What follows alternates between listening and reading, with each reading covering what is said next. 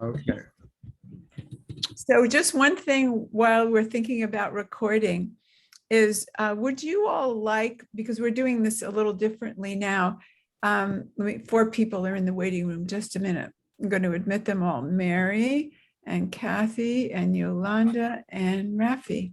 Here you go, Rafi. Hi, everybody.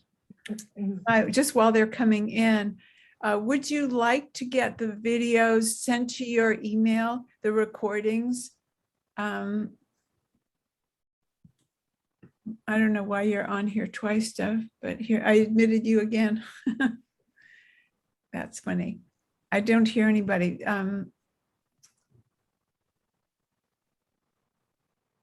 Hello. Oh, hi. Okay. Mayfair, you have my name on. I have your name again? No, Mayfair has my name on her thing. Oh, okay. You can put your own name by looking at the 3 dots at the right corner, and you click it, and you'll see that you can change your name. You can change your name. Bless you. Did she leave already or no? It's okay. I sent her my link, so that's why I think her name showed up.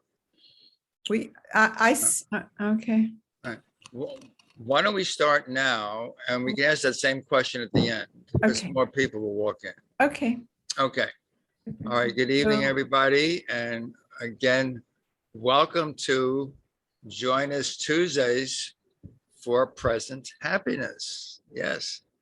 And it came originally from the idea that, well, if you live in time like the past, you can get sad.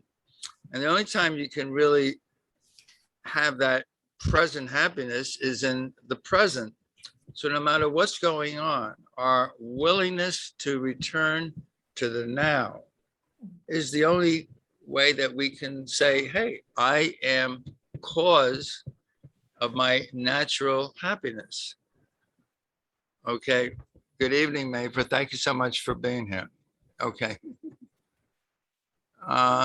She doesn't maybe have her, she doesn't have her sound on. Do you have your sound on, Mayfair? No? Okay, she does. Okay. I appear twice here tonight.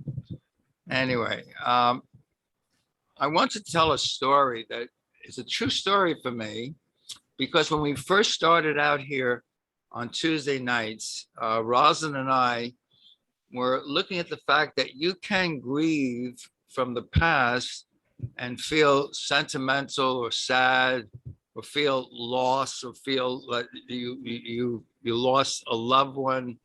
And how can you be happy if your mind is in the past thinking about the loved one that you lost?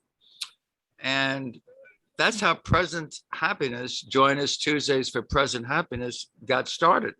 It literally got started at the idea that we are cause in our own movie, you might say. And the only way that you can know your will, which is the same as God's will, is to enter into his presence now. Something came up on my screen on Sunday. Some of you may know Dietrich Wolstack. I love Dietrich. He was one of the people that started in attitudinal healing with Jerry Jampolsky. And I follow a lot of his quotes.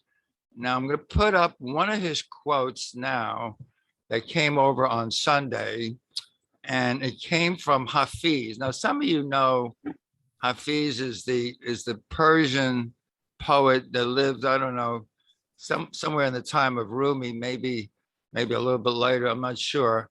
I'm going to put it up in the chat for all to see. And this is what it says. This is what Hafiz says. Don't surrender your loneliness so quickly. Let it cut more deep. Let it ferment and season you as few human or even divine ingredients can. something missing in my heart tonight has made my eyes so soft, my voice so tender, my need of God is absolutely clear.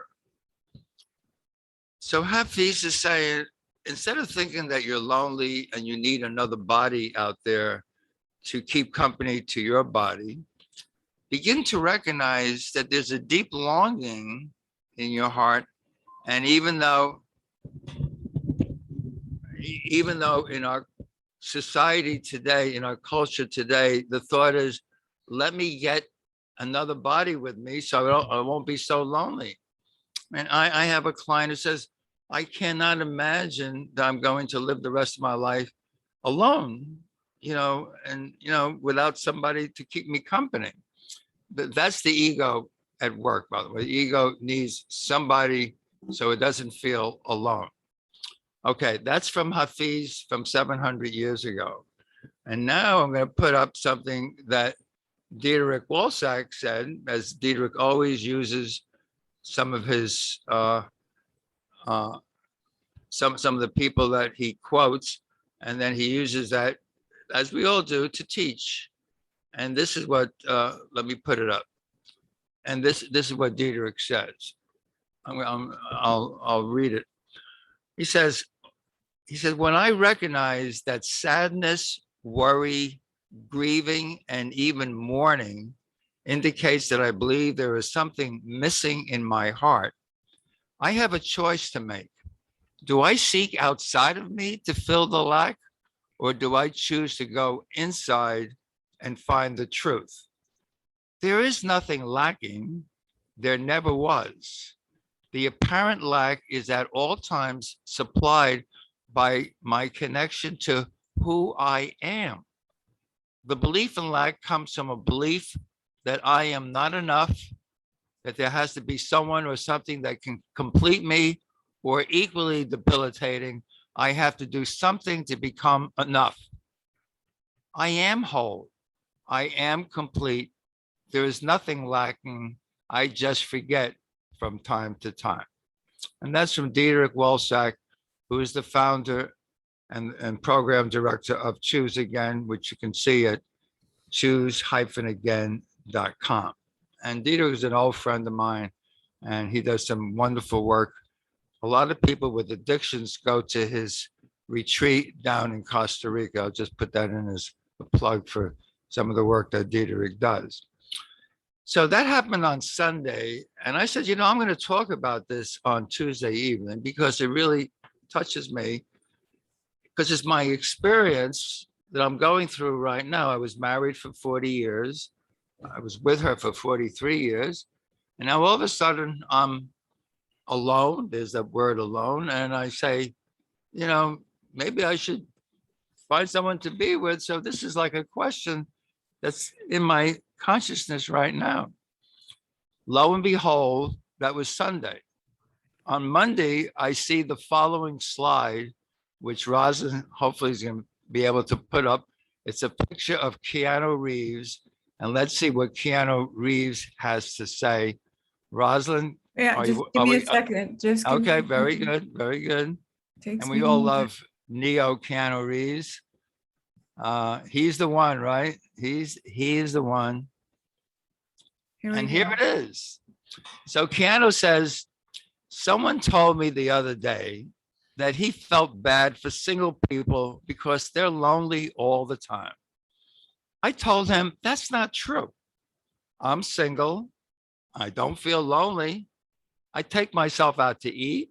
I buy myself clothes. I have great times by myself. Once you know how to take care of yourself, company becomes an option and not a necessity. Thank you so much for that, Rosalyn. Thank you, thank you, thank you. If all of that wasn't enough of Holy Spirit telling me, I want you to speak a little about this, up comes something that I was reading today, because on Tuesday mornings, I do what's called a deep dive into the textbook with Lynn Johnson. and we were on chapter 15, I believe it is. And chapter 15, section 7 is called the needless sacrifice. And I'm reading here in paragraph 12 of chapter 15, section 7. It says, the illusion of the autonomy of the body and its ability to overcome loneliness is but the working of the ego's plan to establish its own autonomy. As long as you believe that to be with a body is companionship, you'll be compelled to attempt to keep your brother in his body, held there by guilt, and you'll see safety in guilt and danger in communication. For the ego will always teach that loneliness is solved by guilt and that communication is the cause of loneliness. And despite the evident insanity of this lesson, many have learned it. And all of a sudden I said, wait a minute, all this stuff on bodies and loneliness and needing another body as a companion, Holy Spirit is really speaking to me. So I went back to the beginning of this chapter 7 chapter 15, section 7. And I read, it says in paragraph 9, it says, suffering and sacrifice are the gifts which the ego would bless all unions. So the ego wants you to have a special relationship so that it can make sure that it wants you to be able to get angry at somebody so you can project guilt and keep the guilt real. It says, and all those who are united at its altar, accepting suffering and sacrifice as the price of union. Now, union is what love is. Love is oneness. It's union. It's not another body. It's we are of one mind. He goes on to say, in their angry alliances, born of the fear of loneliness, and yet dedicated to the continuous of loneliness, each seeks relief from guilt by increasing it in the other. For each believes that this decreases guilt in him. The other seems always to be attacking and wounding him, perhaps in little ways, perhaps unconsciously, yet another without demand of sacrifice. The fury of those joined at the ego's altar far exceeds your awareness of it. For what the ego really wants, you do not even realize. And I'm going to put that up in the chat just in case you say, well, that's a lot to take a look at. You can always find it at chapter 15, section 7, paragraph 9. Okay, I went through all of that, and if you didn't take sides and say, well, now I'm glad I'm not with another companion, or you say, hey, wait a minute, I am with another companion, and I don't see it that way. That's just simply kind of taking sides, one versus the other. When you just step back and hear the words of both Hafiz, and you're hearing the words of Jesus in the Course in Miracles and Dietrich Wolsack, you're hearing that the heart can feel lonely, but you're not really lonely for another person. You're really belonging to God, and you're remembering your belonging and your longing for your Father who created you. So spending some time alone is a wonderful way to remember your oneness, your union with your Father, which never ended. But in the ego mind, it doesn't even exist. And it says, no, go find another body, then you won't be alone. No, sometimes it pays to just hang out and just be yourself. And like in the Hebrew tradition, the word shalom, which means peace. And the Kabbalah says shalom means there's nothing missing. There's nothing broken. You are still one with all. And that is the peace of God. And I did tell Rosalyn that I wanted her to maybe bring us into a process to further deepen our understanding that this is something that can always come back to and be with now in the ever present now. So I'm going to turn this mic on over to you. And then later, we're going to ask people to share your own thoughts on anything you heard today. Thank you so much. Rosalyn, the mic is That's all great. yours. And while I do that, I've made you co-host of so that you can keep your eye on if anybody wants Okay. to be admitted, because last time somebody had to wait while I had my eyes closed. So, Okay. all right. So Dov talked a lot in his brilliant and very sensitive and vulnerable. Here we go. Somebody's here, Brenda. Okay. I I'll might not see him. Okay. Hi, Brenda. Dov talked about that place of filling that perceived void in oneself and then playing that out if there is another, playing that out through special relationships. Or there are many of us that play out the lack in the not good enough, the missing, where there's something wrong with us. And these are sisters and brothers. If we do guilt with another person, when the focus is on us, then we call that shame. And we call it because it's not about anything we've done. It's about who we are. But it's such a mistaken idea. And the Course tells us that sin is an ignorant or mistaken belief. In those days, it meant when sin was used, it was an archery term that we missed the mark.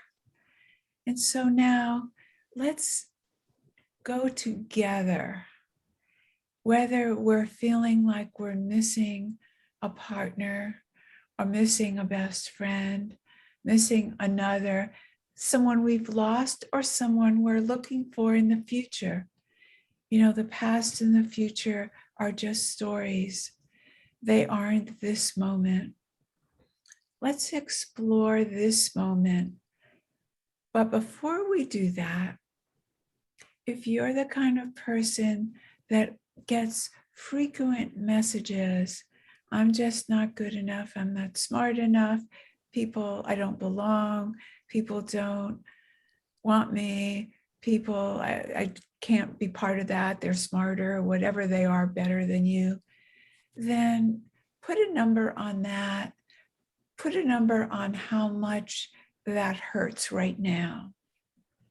And put a number on how much you're wishing to have another person or even another body, wishing to change something that is, wishing to change something that is in form. Put a number on that and then join me as you enter this breath, this space, this chair, this body, this formerly believed separate self. And now let's move out from this body. Your choice, move out through your toes, move out through your fingers, move out through your shoulders and arms, move out through the top of your head. We enter the room, the space of the room that's been holding us along with the chair. Stopping to have a little bit of gratitude for the dwelling that we live. So many people have lost their dwellings, and we join with them right now in our hearts, in the oneness where all is well, even when circumstances don't appear that way. And let's move out from this room, out into the air outside. Let's join with the air. And whether it's perceived as clean air or fire air or other kind of weather, just join with it as it is. Notice that we don't need a perceiver and a judger when we enter outside our bodies where there are no boundaries, no edges, no seeking, no lacking. And there's a place for each of us. There's no separation. All beings are welcome, just as the trees and the plants. The beings are all welcomed. And let's for a moment call this life. This is life. And what if what we are is life? Not a separate person, not a not good enough person, not a person who needs something.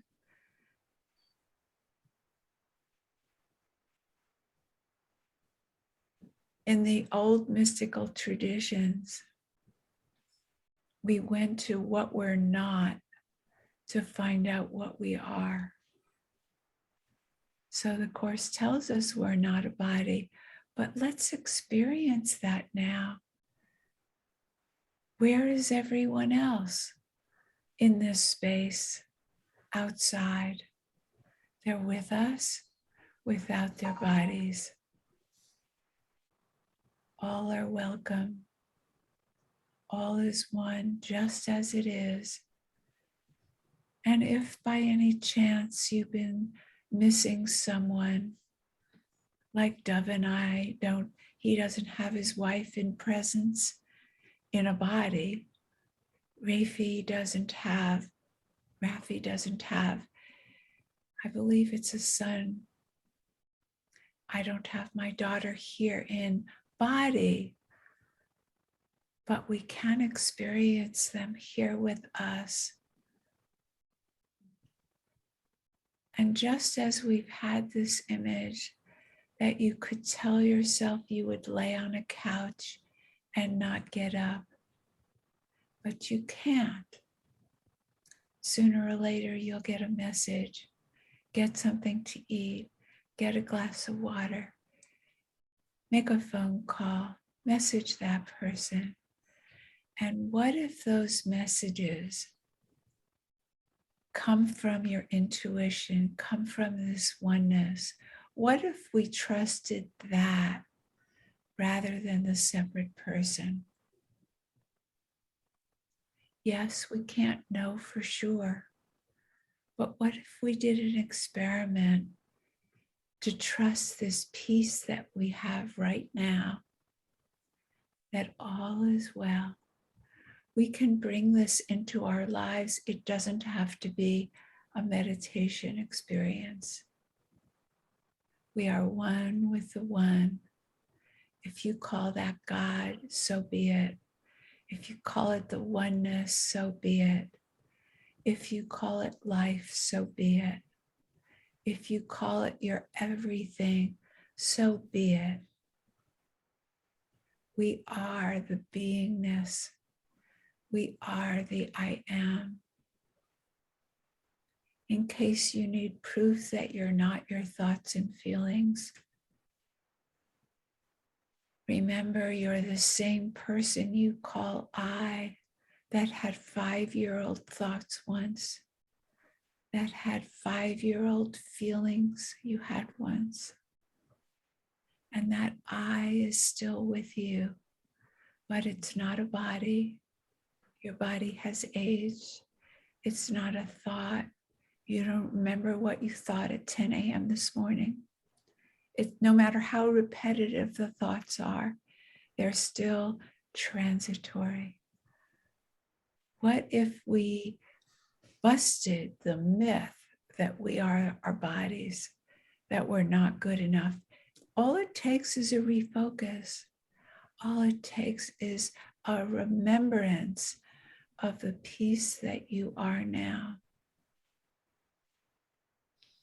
the I am, the I am, the I am that has always been, that always will be, that is one with your ancestors, one with the masters, and one with your future, which doesn't exist except this millisecond.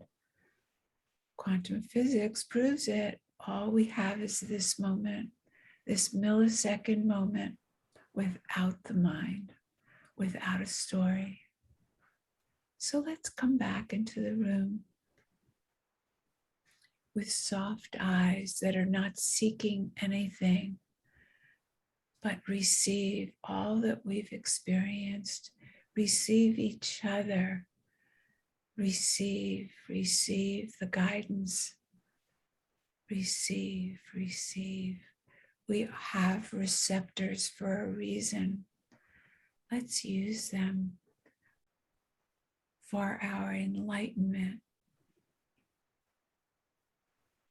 which is present at every second if we choose to see it. It's not a change at all. All is well. All is well. All is well. Thank you. Thank you.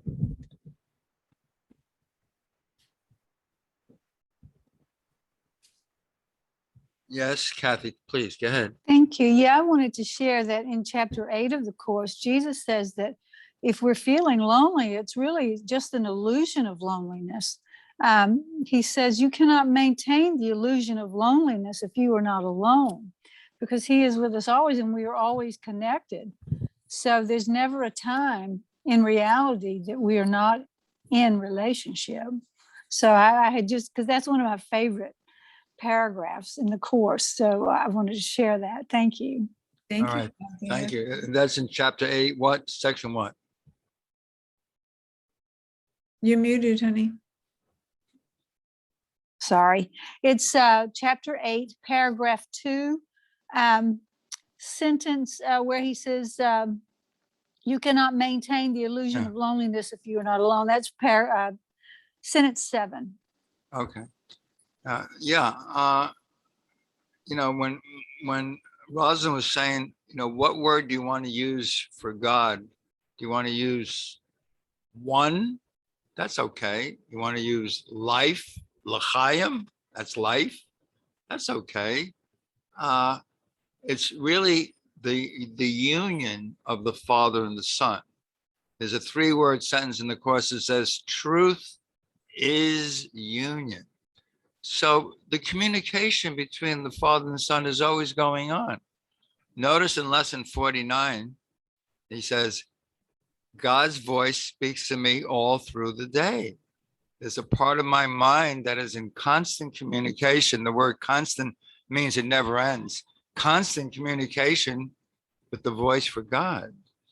Notice the next lesson is lesson 50. I'm sustained by this love of God. And what is love? Love is this oneness. Function of love is one. I had a real aha this past weekend, which I want to share with you all. Most of you know that lately I use topics on trust, which I've been teaching on trust for some time.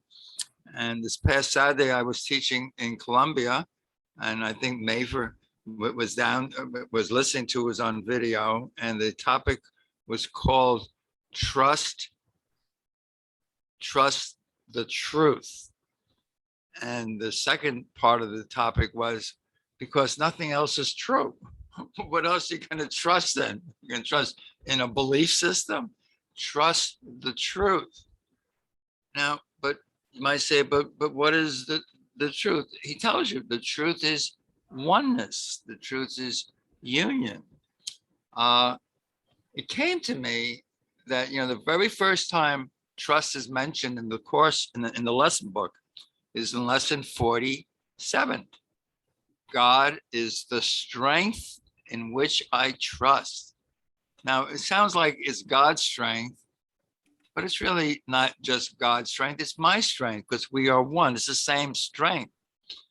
If you take the last word off of trust, God is the strength in which I trust. The last word is trust. And the next lesson is lesson 48, which a lot of us know very well, is there is nothing to fear. And it came to me that that's what trust is. Trust, there is nothing to fear. The way that you know that you're still in fear is we react to the dream like it's real. If I react to anything in the illusion, I still must be in a mind that makes the illusion real. If I make the illusion real, I'm still living in fear. And I feel I have to defend myself, or I have to avoid something. I have to manipulate. I have to do something in order to not let something different from me take me over. So what is trust? Trust, Trust, to rely upon spirit totally. And when I'm turning it over to spirit, spirit doesn't react to the illusion at all. As a matter of fact, that's what forgiveness is. Forgiveness looks and does nothing. If it did something, it wouldn't be forgiveness. So forgiveness is simply the denial of what we have denied as the truth. The denial of truth is the denial of oneness. And when we forgive, that is the denial of that denial. So that happiness is always here. I'll turn the mic over to you, Rosalyn. Go ahead. Yes, I would like to focus on that phrase, to deny the oneness. All of us just had an experience together. And when we go back to believing that we're separate selves, isn't that what we're doing? So we have that opportunity right now. I assume that everybody had some kind of a positive experience of releasing from the separate self. Raise your hand if you were transported at all when we did the meditation. Okay, so we all had that experience together. We shared it, the oneness in this room. And now, what is that like? Do you feel it as a decision? Am I going to keep that with me and bring that into my life? Or am I going to live as a separate person and try to find spirit, try to find God from this separate place? Because that's what we do when we believe in separation, or when we think we have problems that we have to solve, or when we're not good enough, we're trying to find peace from the separate self. So can anybody share what that's like for you? Because when he said just a few seconds ago, deny the oneness, that's applicable to all of us if we go back to a separate self. Anybody have a comment? Thank you, Rico. Good evening, friends and family. Welcome. I send you love, light, and well-being from my heart to yours, and thank you for letting me be with you this evening. You know, while you were talking, Rosalyn, I was thinking about what I use as I learn things from you guys. I try and find a way to apply it. If information without application for me is insanity, so I have to find a practical way to use it. When I'm in groups like this, oneness is almost not even a challenge. I love it. It's when I move away from here and I go out in that traffic, where's my oneness? And that's what I use in my litmus test. Or if somebody over in this corner says, oh, Rico Cruz, I love you. And somebody in this corner says, Rico Cruz, I hate you. Where's my oneness? So I look at scenarios of my real life and I ask myself, where's your oneness, big shot? And it helps me bring it back together. Coming here with people I care about and love, that's easy. How about people who can't stand me? Can I find the oneness? You know, I once had an experience where my mentor long ago made me find, or challenged me to find the God within this guy that couldn't stand me. And it took me 7 months. And I finally did it. And when I went to run back to tell him, Dr. Rio, I did it. He said, sit down. He said, you didn't find the God within him. You found the God within you. Absolutely. Wow. From that point to this, I do that as a mnemonic device to make sure I keep myself on track. Because Oh, nobody's grading me. There's no report card to this, but I need to, repetition is the mother of skill. I need to practice it. yes. Wow. Thank you for that teaching, Rico. Wow. And you know what you make me think of? You don't make me, but you know what I think of when I listen to you was another clue like you got from that mentor is catching ourselves when we're in the high of the dream. Oh, we got this. Oh, we got that. It's just the flip side. And sometimes it's easier to catch that. Okay, that's nice, but let me not get high. Let me go back to the oneness. The oneness isn't that kind of high. The oneness is a steadiness that never leaves. It's a neutrality, right? Raise your hand if that's your experience of oneness. Or it doesn't make you better than your brother, not worse than your sister.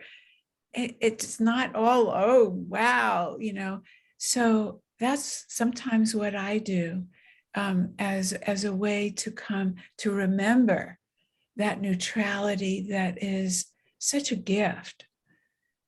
What do other people do to John? So on that point, what I to alert myself that I'm in a oneness, I will report what I see in you that I love about myself is blah blah blah, because at that moment, what I've witnessed union, and it's a witness about love. So I've consciously alerted myself to the oneness at that moment. So that's when I remember to do it, or when I get the opportunity to do that, I will do that. Yes, that's so beautiful. And I've seen you do that to even speakers you don't know. You will reach out and say, I love you. You are beautiful. Yeah. It's wow. And then you're remembering who you are. Right. And I feel great when I say it. I just there's something elevating. There's something transcendent. It's like, hey, this is nice. This is a nice experience. This is wow. This is a wow moment. Does anybody go to? Thank you so much. It is a wow moment, John. Does anybody go outside the perceived self and then say, I'm the observer of this feeling? I am not the feeling, because we all know we're not the feeling of when we were 5. You do that. And does it help? Tell us about it, Raf. As soon as I realize that I am the awareness of what's going on and not that of which I am aware, even if that's only a second or two, it locks me into the reality of what we are. I mean, like Fisher's talking about names for God. Another name for God is awareness, consciousness, beingness. It only alludes to what it is. Nobody can really know until you become, until you remember completely. But that awareness factor, when I write my gains at night before I go to bed, one of the things I write in almost every night was the awareness was constant. And then I look back and I reflect, oh my God, that's true. Because all day long, like for instance, all day long, that has been going on, and driving home to get home in time to put this on, I turned it all over to beingness, knowing that it would be perfect. My mind kept saying, you're not going to make it, you're not going to make it, you're not going to make it. And I just kept saying, oh, there goes my mind again, doing that. Nice. Okay, thanks for sharing. And I got home 2 minutes before the call, and I said to my wife, well, I did the best I could. She said, are you kidding? It was perfect. You're here. You did it. And it was all about just staying aware and not getting caught up in, oh no, what's going to happen now? I mean, you know how my trigger carries on like that. So Yeah. that's kind of says it right there. That's beautiful, Ralph. Thank you so much for sharing that. And that reminds me of one of John Mundy's stories, which I like to tell at this moment. Yeah, what Ralph was saying, that when you become the observer, the awareness, and you're aware of your thoughts, you're not judging the thoughts, you're just aware of your thoughts. You can actually watch the ego just going along, making things up, and then you're watching it, and you begin to smile and say, my goodness, I used to listen to this stuff and made it real. Most of you know that John Mundy has a book on mysticism and the mystics. And one of his favorite stories, more mystics become mystics by actually crash and burn, meaning that they go through life, and at a certain point they actually crash and burn, and all of a sudden their mind stops, and they watch that they've been making things up. And he says what makes a mystic like Byron Katie or Eckhart Tolle is they just return to the now and just recognize that they don't want to make things up anymore. They just live in the now. And that is possible for each of us, right? Yes. Absolutely. We're all mystics. It's just our willingness to stop listening to the voice that's not our voice. I mean, that's a willingness. And I quote David Hoffmeister when I say, that's a train. That wasn't David. David says, your only contribution in this world is your willingness to just be here now. You know, just your willingness. That's all it takes. Everything else is done for you. After all, I'm not the doer. I'm just the one that is willing to simply be. As Bill Free says, I am. It's the I amness that is the oneness. You know, I am, whether it's awareness, I am. Sometimes I even use l'chaim, which is life. And that's what Rosalyn brought in, life. Does anyone want to share anything on any of this? Mayfa, thank you so much. And Mayfa's a good friend. She's part of the Wisconsin Dells, the Endeavor Academy people up there. And I'm so glad that you came here tonight. And she's inviting me to one of her meetings coming up on a Wednesday night coming up. But Mayfa, do you want to share, please? Go ahead. First, I want to say thank you all. I am so excited, so happy to share with you here. It's a privilege for me to share with you guys. And I want to share something that happened with me, with a neighbor. I had a neighbor that she has cancer. And most of the time she's alone. Sometimes her sons come, but most of the time she's alone.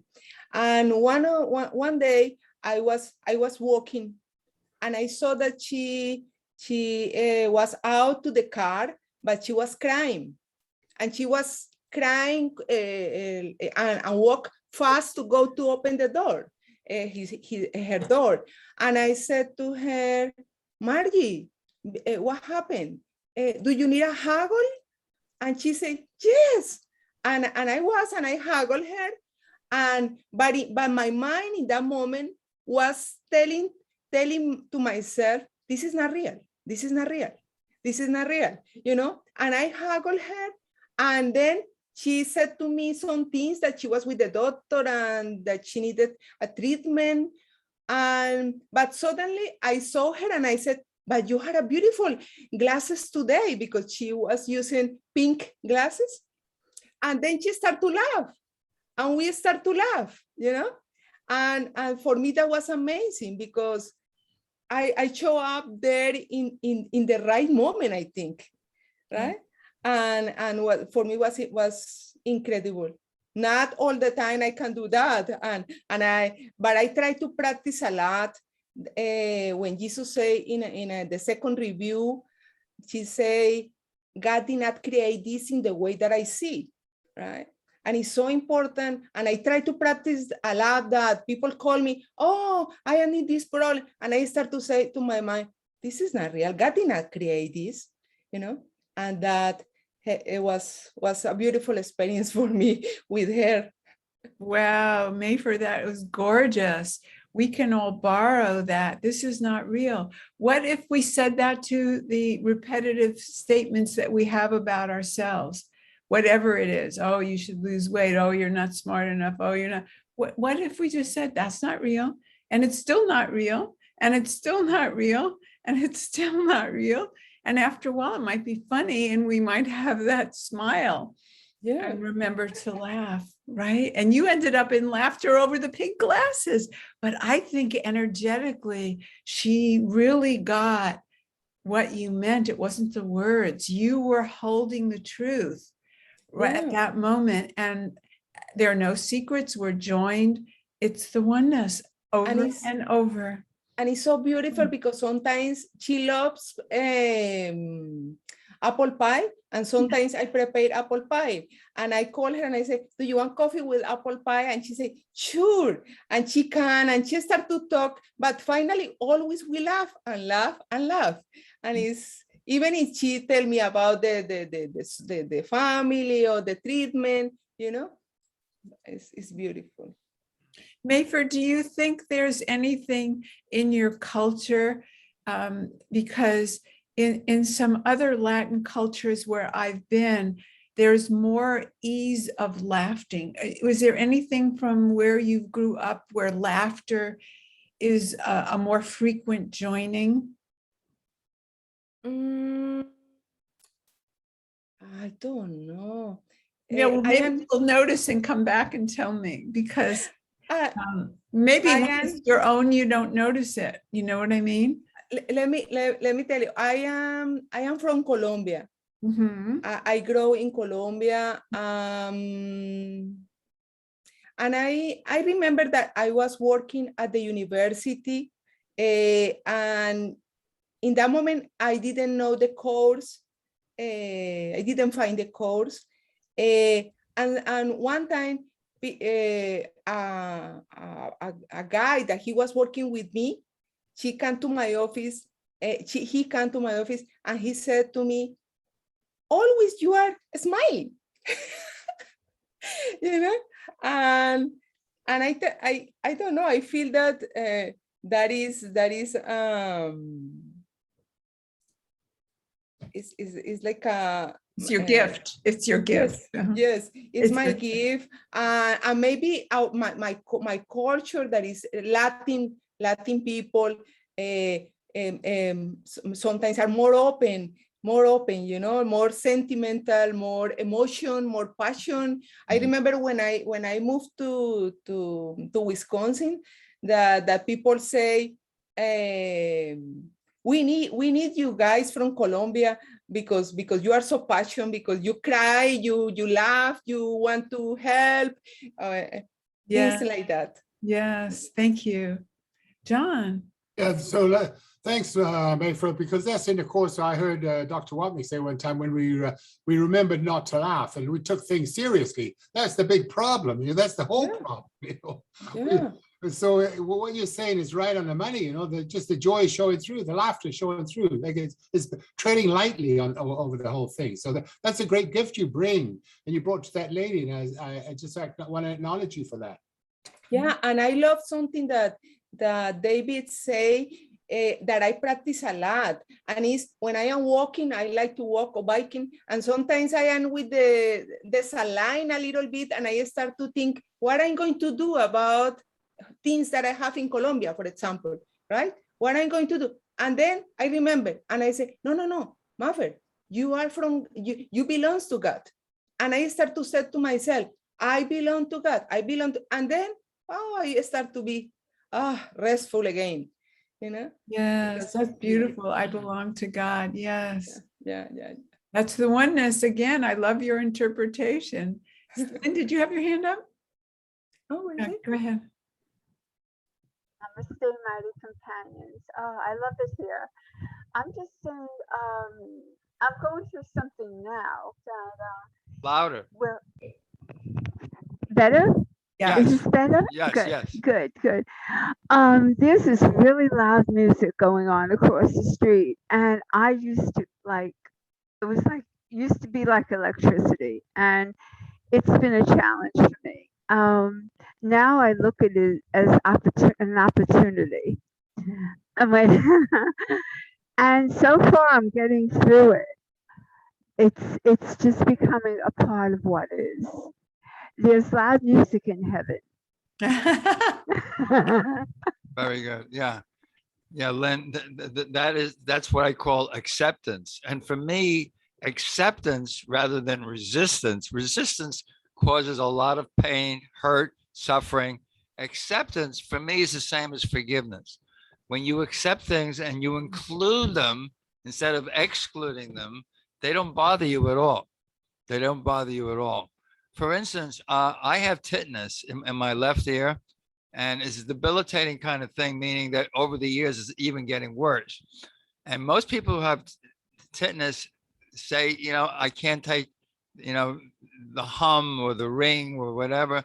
And it's never bothered me because I include it. I never even think of it. It's not even there for me unless I talk about it, like I'm talking about it now, and then maybe I'll hear it. So whatever you include is part of the oneness. It cannot hurt you. So basically, whenever you're resisting, you're in fear, and fear is always the tool of the ego to keep the pain going. And we always say, as the Course of Miracles, as Jesus says, if there's pain, if pain is real, God is not real. If God is real, there is no pain. And all that God does is include all equally in the one mind of God. So thank you so much, Lynn, for bringing that up.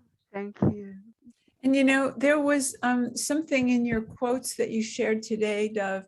I think it was in the Hafiz poem where he tells us to let it in the beginning explode, let it be expressed, let it be felt. Yes. And I'm not a believer anymore in the stages of grief, except for that first one, the shock, because you cannot go from this person was alive in this world and you did all these things and now they're not, and skip over without processing, even in your body, the different situation. And I'm a great believer in just allowing it. Again, just like if allowing Dov's ringing in his ear, allowing the body to express. I had a funny story. My daughter passed and we didn't expect it. So there was shock and, whatever forms that took. And after a certain while, when there are two of you processing something, you try not to dump whatever's going on for you onto the other one. So I went into the bedroom, and you're talking about ears. I'm deaf in the right ear. So I thought I would take the opportunity to wail into the pillow. And it felt really good to let it out, just experience it. And I really didn't have a choice, but I didn't judge it. And my husband came running in and I went, how would you know? Like I couldn't hear any sounds. Well, I had the wrong ear up. I had the deaf ear up. So I couldn't hear a single sound. It wasn't magic. He wasn't telepathic. He was, and it's probably still at that point, it was the greater guidance to share it rather than be alone with it. But that wasn't what the personal self was trying to do. So I just want to put that out there, that otherwise it's spiritual bypass to go like, oh, it's just the oneness. I mean, that's just my opinion, but I think one can get there. And Dov had 3 days, he said, of screaming And I had much longer, but not too long, just a miracle of just acceptance. And it doesn't mean agreement. It doesn't mean that's my opinion that I would have her gone. It just means it is what it is.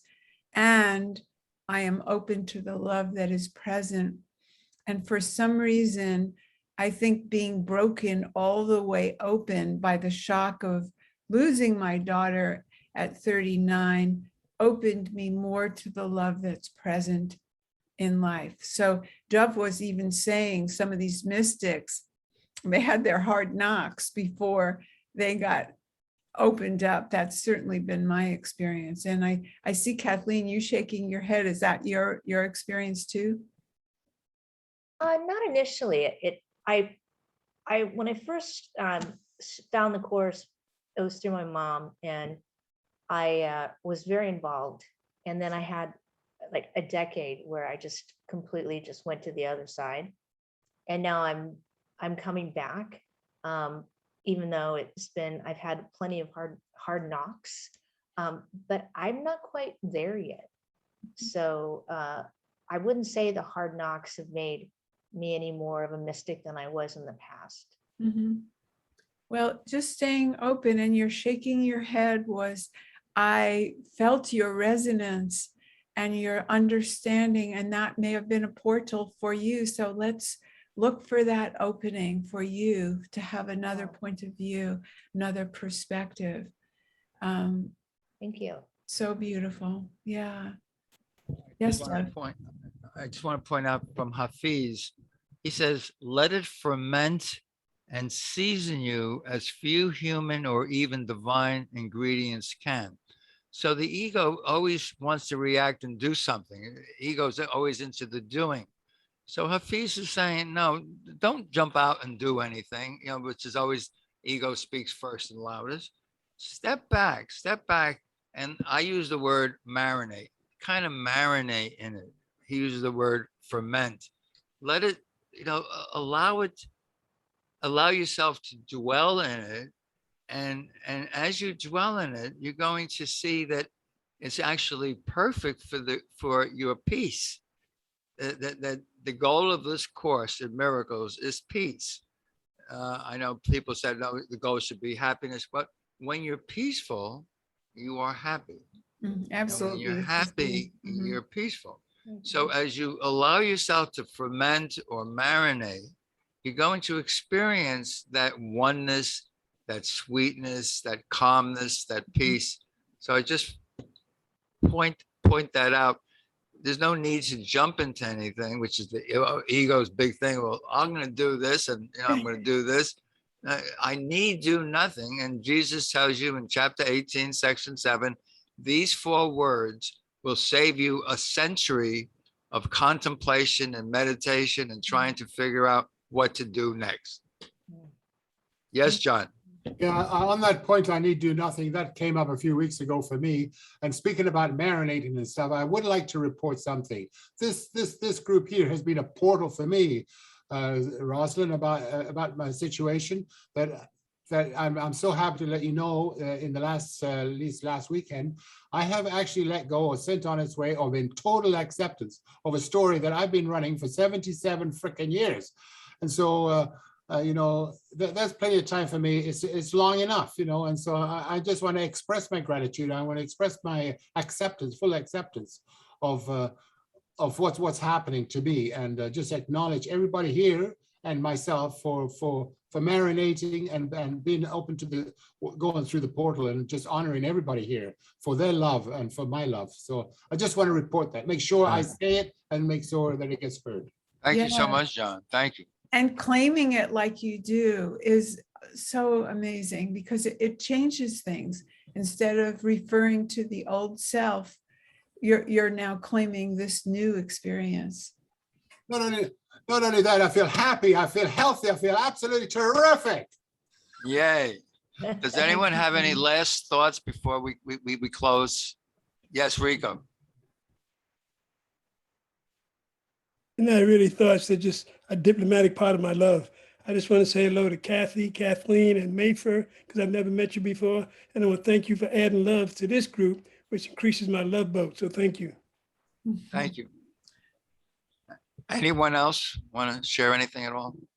I would like to say something, and it's like the meditation touched my heart in truth. I almost cry, you know. Yeah, thank you so much. Along the way, when I started the course, I met the course because I lost a nephew. I met a nephew. People killed him in Colombia, and I met him in a morgue, in the mortgage. Yeah, in the morgue. In that moment, I started to fight with God, and suddenly I found the course. And I had a lot of experience after. And along the way, I started to lose. First, my father passed, after my mom, after my brother, and I had a daughter that she's in a course. I hope that one day I don't know, you know her. David knows her because she translates him, and she's doing the course. But her father passed when she was 4 years old. And when I met the course, she was 8 or 9 years old, you know. And that I can tell you about that shortly is that Jesus showed me in truth that I cannot lose them, you know. And for me, the most difficult was with my mom, because I have a so close relation with her, and I was practicing the course with her a lot, because she had a lot of operations. She was in the hospital with Otzik. Was a lot that I can tell you a lot of stories about that. But something that started to give me a lot of peace was one time that I was reading the manual of teacher about how healing accomplished. And I get a part that Jesus say, in my words, if you offer the healing, you know, is done. You know, even if she's not here, that I offered to her, that was the healing that is God. She got it, you know, and that started I start, because I felt guilty for many things, you know. I felt so alone because I call her twice a day, you know, and suddenly, I didn't have anyone to call, not father, not mother, not brother, you know. And I can tell you that, and also helped me a lot the idea to, sometimes when I try to feel alone for her, I start to say to her, you live in me and I live in you, you know. And that is, that is the truth. Yeah. That is the oneness. That is the truth. Yes. Yes. Okay. Well, thank you, everybody. I want to thank everyone for being here. We're here next Tuesday, same time. Thank you so much for being here. Bless you all. Have a blessed week. Mwah. Mwah. I don't care what they say about you, John. I love you, man. God bless. Eileen. Bye. Thank you, everyone. you. Thank you so Bye-bye. much. Thank you, That was thank you. lovely. Good week. God Take care, bless. Ralph. If anyone wants the recording, Rosalyn can send the recording. I'm just going to send it to everybody. Okay, we're sending the because recording it's to everybody. easy. And then Very if you good. miss a week, then you can still watch it rather than going to YouTube. It is going to go to YouTube as well, but I have all your emails, so it's just as easy to send it to you. And I know that when I get things in my email, it's easier to watch than go looking on YouTube. So I'm going to do that. And if somebody doesn't want it, just reply, don't send. And please share it with friends who may attend next week. Truly. Thank you, everybody. Thank you. You guys Bye. rock. Okay.